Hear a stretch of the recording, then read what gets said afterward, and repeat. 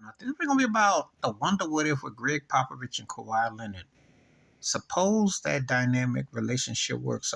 Supposedly, Patchouli don't uh, do the Tanya Harding to Nancy Kerrigan in the leg to Kawhi, and they win that game one against Golden State in 2017 and maybe go to the finals. What happens?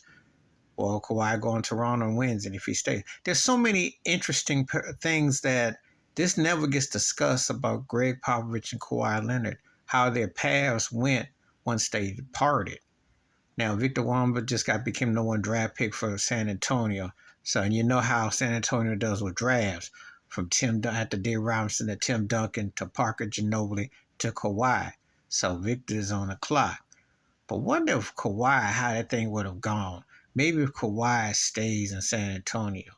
Wonder how that would have played itself out. Because that's going to be one of those things that never, ever gets discussed. He was the next dude to emerge. He did win the Finals MVP in 2014 against LeBron James, Miami Heat, Dwayne Wade, etc., and Bosh and them. And that was significant. But then once that he got hurt, and Popovich kind of questioned him and the whole load management. And you know how people kind of look at Kawhi sideways because he's one of the baddest players. He just doesn't play. But how would the dynamic been if Popovich had been more willing to work with him more?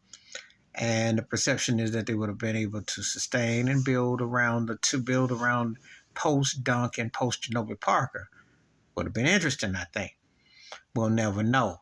And this is something that if you're a geeky basketball fan or something, you would kind of wonder about because Popovich has got 5 rings, been in 6 finals, and he's one of the greatest coaches ever, one of the greatest GMs. Putting him and RCB, they put those squads together, incredible.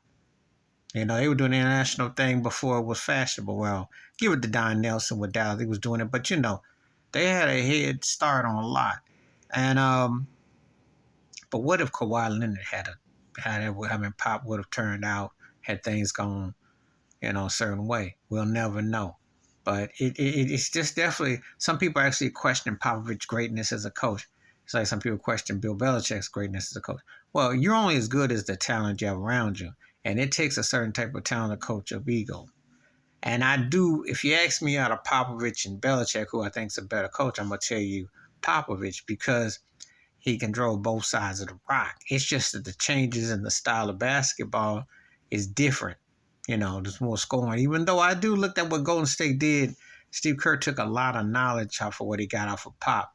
So it's not as far removed, but it is different. But having said that, Pop can flat out coach. I mean, he moves me more than Belichick did. I mean, it's basketball, football, but I'm just saying. But some people actually question this Pop, his legitimacy as a head coach. And the man got results. You don't be legit for 2 decades, playoffs, records, etc. without it. Everyone has ups and down time. But I do think that Kawhi Leonard left a stain that it's going to be interesting how this works out in the new era of the Spurs because Kawhi has been that you wonder. And he did come on a mission in Toronto, but you kind of got to wonder, post San Antonio, it got you kind of wonder what if had that basketball marriage had to work, what it might have, in detail, what they could have attracted, and what kind of cheer and seating they would have had. Got me thinking. Please hit like, subscribe, with thoughts, comments. And I do respond, thank you, wash your hands, keep your mind clear, watch out for another shitter if you're liking the mouthpiece.